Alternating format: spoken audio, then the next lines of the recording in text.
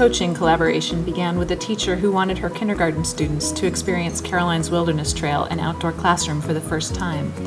She approached Caroline's instructional coach for help developing a meaningful unit aligned with Common Core language standards and the next generation science standards.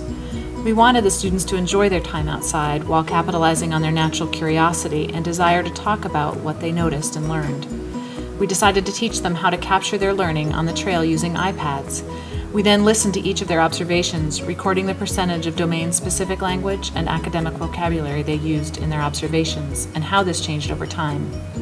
We'll let the kids tell the rest of the story.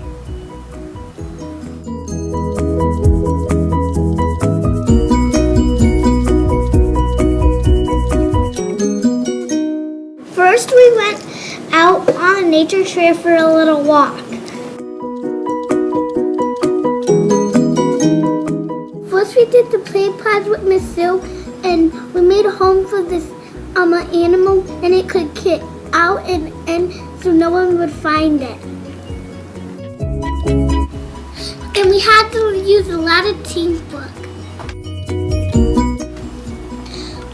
Before we used the iPads out on the nature trail, we had to learn how to use them first, and we got something, and we observed it with the iPad. One of the rules for the iPad was to not put it down because someone might step on it. Another rule is you can't make the iPad wet. If you have to go potty, you have to give an iPad to a teacher so you don't accidentally drop it. You have to hold it with 2 hands.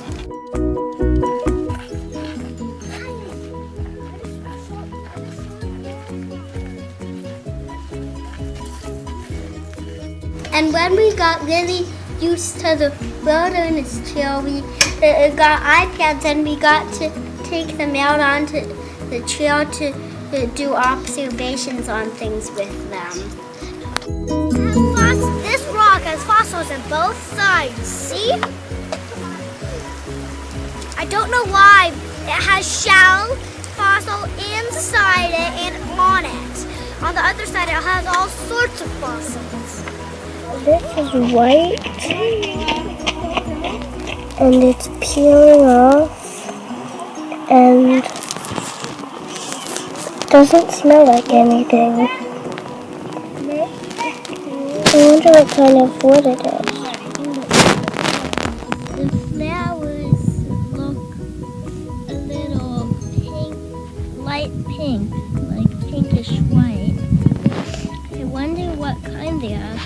There's a tree, and it's really tall, and you might think it's almost touching the sky. Well, the sky's a lot higher than that, and it looks pretty rough.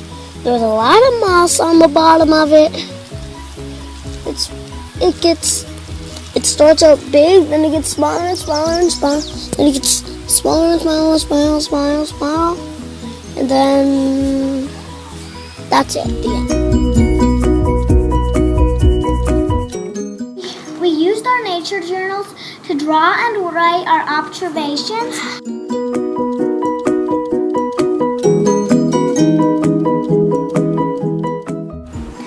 We used our iPads to take pictures on the nature trail because we couldn't take anything. So we took our iPads in and then drew the pictures.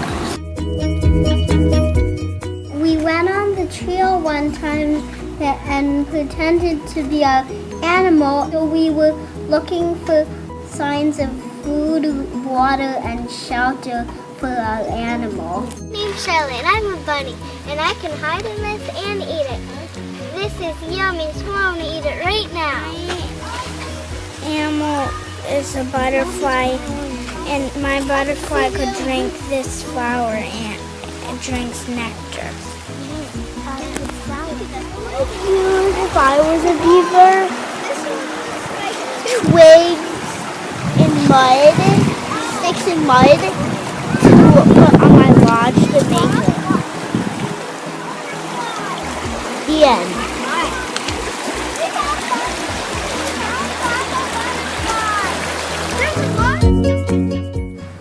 Of course, it's not really the end. It's only the beginning for these young students.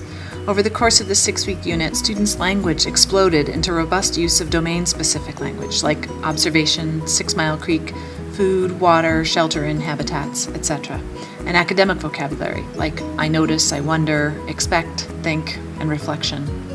We also noticed and documented this list of student learning. These kindergartners are well positioned to tackle first grade language and science standards next year out on the very same wilderness trail.